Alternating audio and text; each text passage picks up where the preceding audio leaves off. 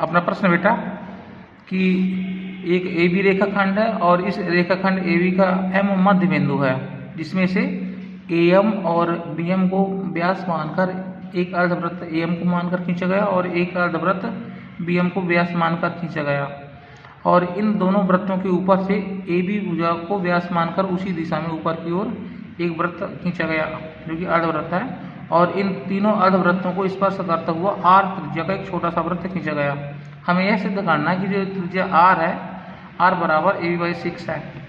अब इसके लिए हम लोग मान लेंगे कि देखिए, जैसे हमारे पास पहला जो अर्धवृत्त ए एम व्यास वाला है उसका केंद्र हमने मान लिया यहाँ से एम है, एम मान चुके हैं पहले, तो मान लीजिए एल है, ये इसका केंद्र एल है, ठीक। और बी एम व्यास वाला जो वृत्त है उसका केंद्र हमने यहाँ से एन माना है, एन, ये एन हो गया, ठीक। और जो छोटी त्रिज्या आर वाला वृत्त है इसका केंद्र हमने ओ मान लिया।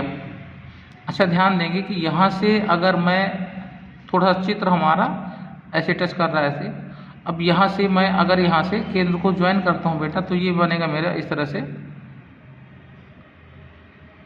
ये त्रिभुज बना तो मैं बना रहा हूँ, और इसको ज्वाइन करेंगे तो ये बन जाएगा हमारा इस तरह से, ये बना, और यहाँ से ये एल एन हुआ। अब देखें, ध्यान से देखेंगे कि हमारे पास त्रिभुज जो हुआ ओ एल एन प्राप्त हुआ।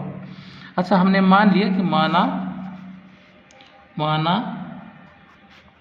ए बी बराबर x सेंटीमीटर, हमने मान लिया कि जो ए बी व्यास का मान है वो x सेंटीमीटर के बराबर है। अच्छा, अब देखिए कि ए बी का मध्य बिंदु ए एम था, जहाँ पर ए एम और बी एम क्या थे, बराबर थे।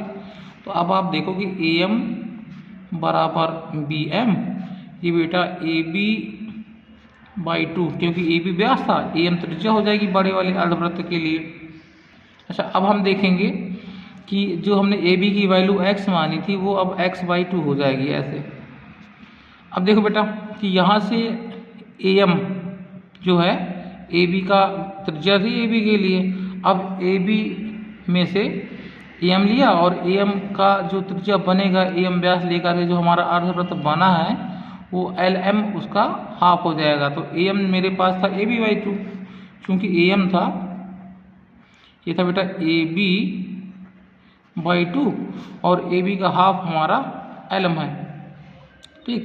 तो यहाँ से देखेंगे एल एम जो निकलेगा वो एल एम हो जाएगा बेटा, एल एम जो है वो ए एम व्यास के लिए लिया गया था, तो एल एम का मान हो जाएगा ए एम बाई 2, ठीक। और ए एम बाई 2 बेटा ये ए बी का आधा था, पहले से थी, तो ये हो जाएगा ए बी बाई 2 और बाई 2 ये हो गया। तो ये ए बी को मैंने x माना था, तो x बाई 4 हो जाएगा आपका एल एम के बराबर। अब देखो इसी, यानी ए बी का 1/4 बन गया ये। इसी प्रकार से ये बन जाएगा आपका, इसी प्रकार यहाँ से देखो बेटा एम एन क्या था, बी एम का या एम बी का आधा भाग था, क्योंकि एम बी हमने व्यास लेकर के अर्धवृत्त बनाया था। तो ये हो जाएगा हमारा एम एन बराबर एल एम बराबर x बाई 4, ठीक। अब देखो बेटा ओ केंद्र वाले जो वृत्त बना है मेरे पास, ओ केंद्र का वृत्त बना है, उसकी त्रिज्या स्मॉल आर है यहाँ से, चूँकि ओ केंद्र वाले वृत्त की त्रिज्या ये हमने मानी है आर सेंटीमीटर, ठीक। अच्छा, अब आप ये देखिए कि यहाँ से अगर मैं त्रिभुज ओ एल एम लेता हूँ, त्रिभुज ओ एल एन में, अब बेटा ये जो हमारे पास ओ एल रेखा है, ओ एल, तो देखेंगे आप कि यहाँ से यहाँ तक ये त्रिज्या है, तो इस त्रिज्या के ही बराबर है ये। तो यहाँ से ये हो जाएगा हमारा x बाई 4 हो गया ये, ठीक। ये त्रिज्या है, केंद्र है, थोड़ा सा आकृति में चूंकि बनाया गया चित्र हाथ से तो थोड़ा सा आपको कम या ज़्यादा लग रहा होगा, लेकिन दोनों बराबर हैं, ये त्रिज्या हैं।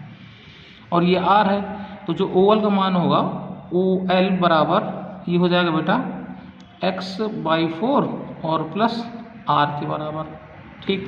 अच्छा, अब आप देखो कि यहाँ से अगर इस केंद्र को इस स्पर्श बिंदु से मिलाया जाए तो ये पूरी त्रिज्या तो आपकी x/2 थी, यहाँ से यहाँ तक ये पूरी त्रिज्या आपकी x/2 है बेटा, क्योंकि ए बी व्यास पर खींचा गया ये बड़ा वृत्त था। तो अब अगर मुझे सिर्फ OM निकालना हो, लंब होता है यहाँ से स्पर्श बिंदु को केंद्र से मिलाने वाली रेखा, ये हो जाएगा आपका, तो ये हो जाएगा बेटा आपका OM लंब AB पर, चूँकि OM जो है वो लंब हो जाएगा AB पर।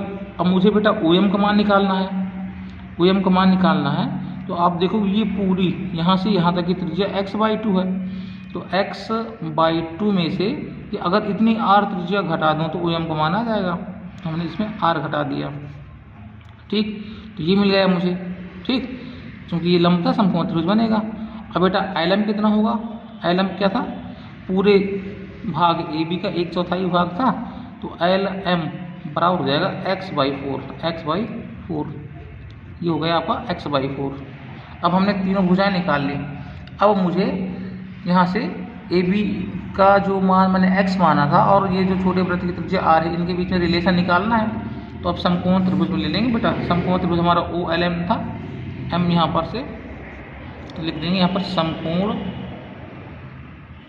त्रिभुज OML में कोण M बराबर था 90 अंश, तो हो जाएगा बेटा OL का स्क्वायर बराबर LM का स्क्वायर प्लस OM का स्क्वायर।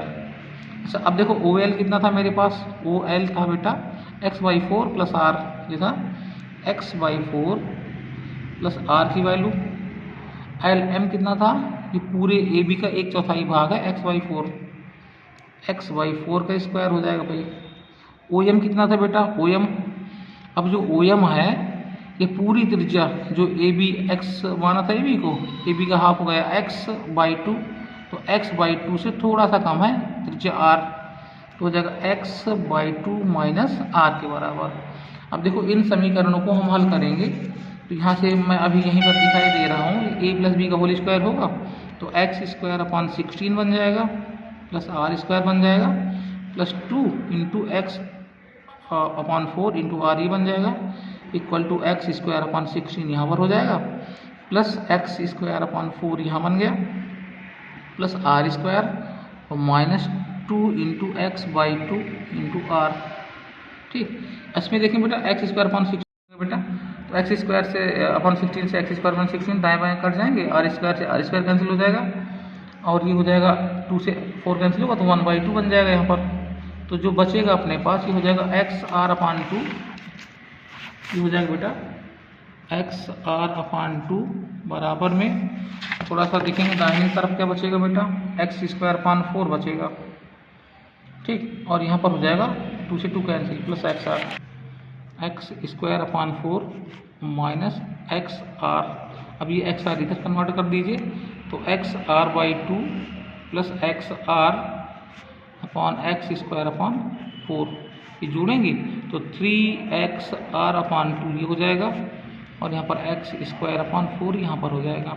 अब देखो 2 × 2 2 2 4, तो 3xr इक्वल टू x²/2 हो जाएगा, तो यहाँ से x की पावर कैंसिल हो जाएगी, तो बेटा बचा 3r इक्वल टू x/2, जो कि r इक्वल टू हो जाएगा x/2 into 3, r equal to x/6। इस तरह से हमने दिखा दिया कि x हमने माना था AB को, तो r जो त्रिज्या छोटे वृत्त की थी वो AB का 6वां भाग होगा। इस तरह से आपको ये सिद्ध हो जाता है। और अधिक जानकारी के लिए मेरे चैनल को प्लीज़ सब्सक्राइब कीजिए और लाइक कीजिए, शेयर कीजिए। धन्यवाद।